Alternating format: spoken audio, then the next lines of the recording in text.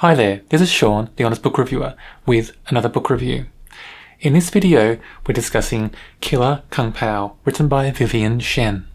It's book 6 in the Noodle Shop Mystery series. Now, I do enjoy this series very much. The main characters are all based in an Asia Village shopping centre. Well, most of the main characters. We have a couple that are outside, but for most of the characters, they're in this big shopping centre that's all Asia themed, and it becomes a very, very big extended family. And it makes for some great scenes and interactions between all the characters in the book. This book felt very evolved in the series. It just felt effortless to read. And it felt like the author took a step up in the writing process. And there was a big shift, I think, in just the overall tone and feel of this book. And I enjoyed the read very much because of that, but also because of the mystery. The mystery itself seems very well developed, and just the characters seem to be balancing out a lot and developing very well in this series. This book starts out with our main character Lana witnessing a car crash in the car park of the shopping centre. Unfortunately, the two women involved in this car crash don't like each other at all. June Yi and Millie Mao. June is the one who hits Millie's car. Millie was reversing out, I think, from a car spot, and June hit her car. And they're arguing straight away who's at fault. And it becomes a big scene at the start of this book. Poor Lana is in the middle of it because she sees the crash happen. She doesn't want to be there because she doesn't really like either of the characters in this story, the two involved in the crash. And especially June, because June was a character in book 1 in this series, and June was very quick to call out that Lana was a killer in book 1 when she wasn't.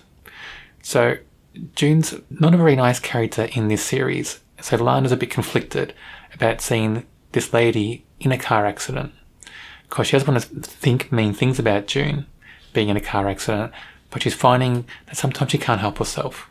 As we move forward a little bit in this book, Lana Lee's going to the salon in the shopping village, and she's getting her hair done.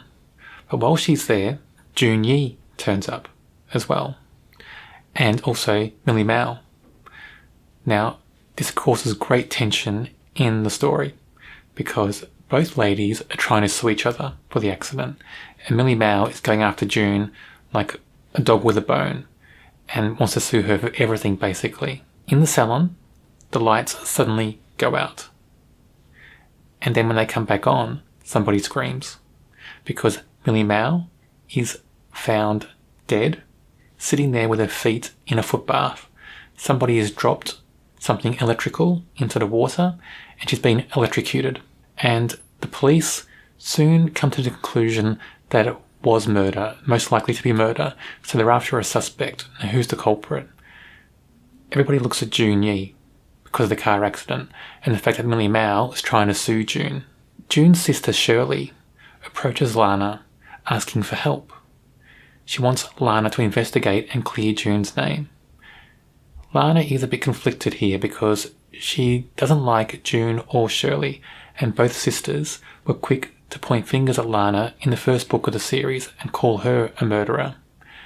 But she feels like she has to, because she doesn't want to see the wrong person be found guilty of something if they didn't do the deed. So she agrees to help out Shirley and investigate behind the scenes to try to clear June's name. The mystery in this book is written very well, and it seems very well thought out and planned. There are plenty of red herrings, plenty of suspects, a few laughs along the way, and we get Megan back. So Megan, Lana Lee's best friend and roommate, is back helping Lana investigate and solve this crime. And I did enjoy that because I prefer when Lana's got a great sidekick, and Megan makes a very good sidekick in this series.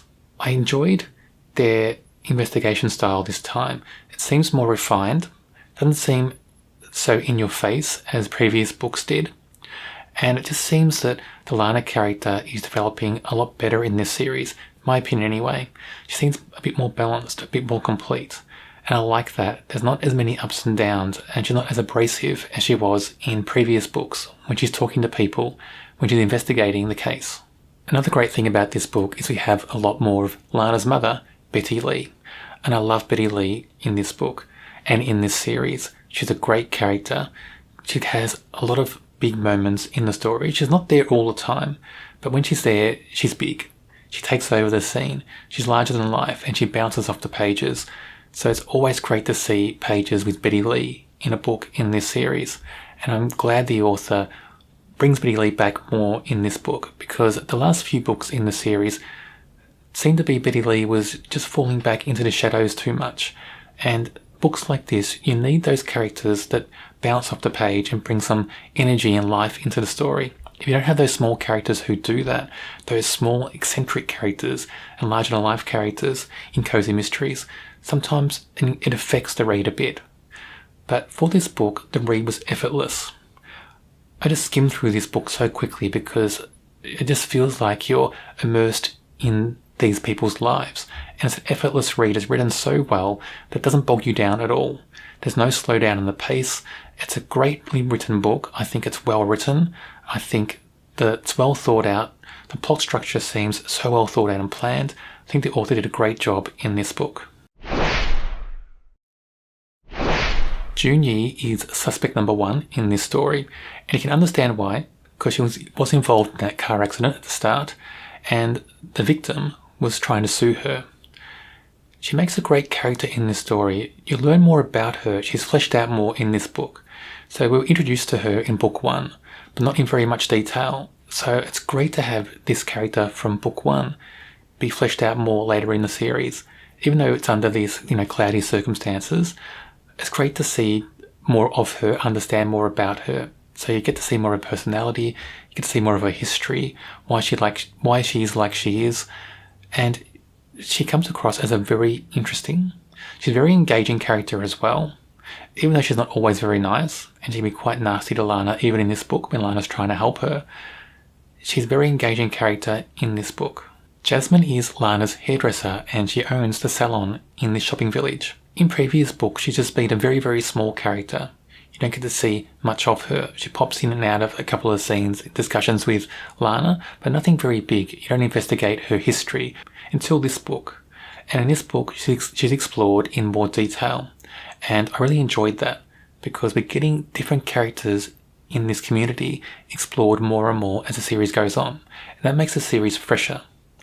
And Jasmine makes a great character. I enjoyed learning more about her history, about her family, just about who she is in this series, in this community. And it just seems like she's a great character, and you get a sense that she's a genuine character in this community. Everything about her feels so honest and so real. I want to mention Lana again, our main character. The last time I mentioned Lana was in book 1 in the character section. She's more well developed now in this series, and I thought in this book she comes across as a bit different. She's not as abrasive, she seems more balanced, and all those rough edges seem to be just sanded off a bit, and that makes her, I think, more lifelike and more real.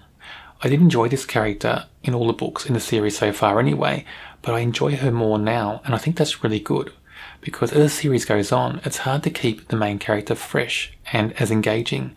But I think the author's done a great job in this book, because to me, Lana is more engaging and very fresh in this book, and I think a lot of readers may think that as well. I thought Killer Kung Pao was a very good book in this series, one of the best so far, and I think a lot of that is to do with the writing style. It just seems to have changed a little bit, seems to have evolved and become a bit more effortless and easier to read and not bogged down anywhere. All the pace is so good in this book. The mystery is very complex, well thought out, many suspects, many red herrings. There are great scenes in this book as well, some really great kind of in-your-face scenes with some, loud-spoken, out-there characters, but there's a balance there as well. We have more laid-back scenes as well, so the author, I think, is getting the balance right in this book now, and I thought Lana as a character, when she's investigating, she's less abrasive, and I enjoyed that in this book. And I'm hopeful that the rest of the series will be the same. It just seems the author's evolving to be a better writer.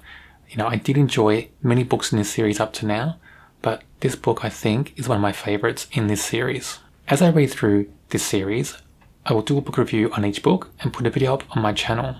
If you don't want to miss out on those videos, check out my channel and subscribe. There's also a Cozy Mystery playlist on my channel. It should be on your screen now.